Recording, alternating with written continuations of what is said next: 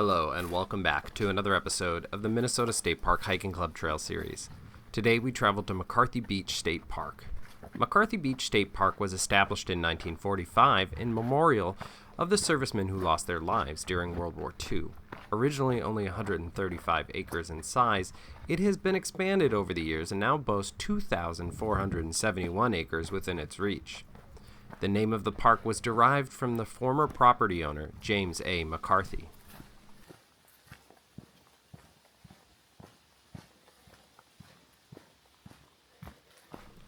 The history of the park extends far into the past, with the earliest evidence of habitation being discovered in 1999 near the park office during an archaeological excavation.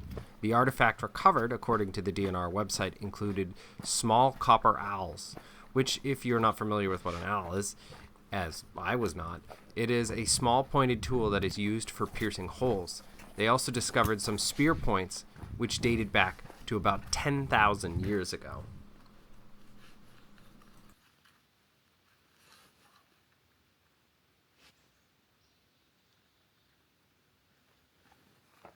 More recently, when settlers moved out this far, they found giant red and white pines, which naturally attracted loggers, which sent the logs to Hibbings and Minneapolis for sawing. The evidence of this history can be glimpsed on the trail, where the old logging railroad grades can be seen. In 1930, the beach became a popular picnic area and swimming area in the Mesabi Iron Range. Rolling hills and valleys create a varied terrain in the remainder of the park that also includes a northern boreal forest with stands of red and white pine, as well as lowlands with black spruce, birch, and aspen trees. The land also includes several lakes within the woods. The hiking club trail brings you along the long side of one pickerel lake, but at least 8 additional bodies of water within the woods, none exceptionally large, and only one of them will give you a name if you look on Google Maps, that being Trestle Lake, the southern portion of groupings of 4 on the north side of the park. There are an immense number of birds that either live or visit the area, not surprising given the ample water supplies and the forest. The count, according to the DNR, is over 175 species, including loons, great blue herons, and numerous others. Birds aren't the only wildlife, and given its more northern location within the state, it should be no surprise that you can potentially spot black bears, timber wolves, and even moose within the boundaries of the park, as well as your white-tailed deer, red squirrels, raccoons, chipmunks, and other standard wildlife creatures of Minnesota. Fishing within the park does require a valid Minnesota fishing license, but the park lists 7 lakes within the park that are fishable with trout, walleye, pike, bass, and panfish within the waters.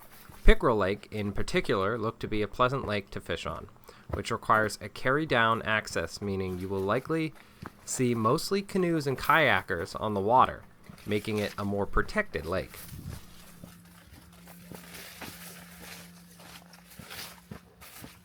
The trail is pretty difficult to get to, as it is not in the main park entrance area, but on a side road off of Route 5 called the Ski Trail. If I hadn't just had a conversation with the park ranger right before, I might have second-guessed myself if this was actually the road or if it was even for motor vehicles. But the ranger had directed me specifically down the Ski Trail road. It's a gravel road that is pretty narrow, so travel pretty slow down it. But a ways down the road, there will be a sign that indicates the entrance of the hiking club trail parking lot.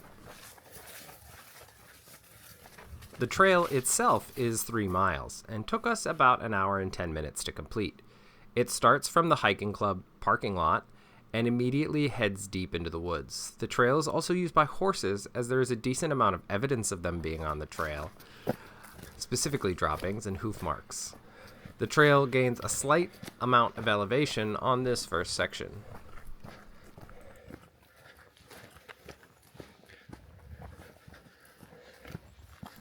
The trail then crosses over the road you came in on, and there is a spot for maybe 1 car, so it's not a parking lot I'd park at.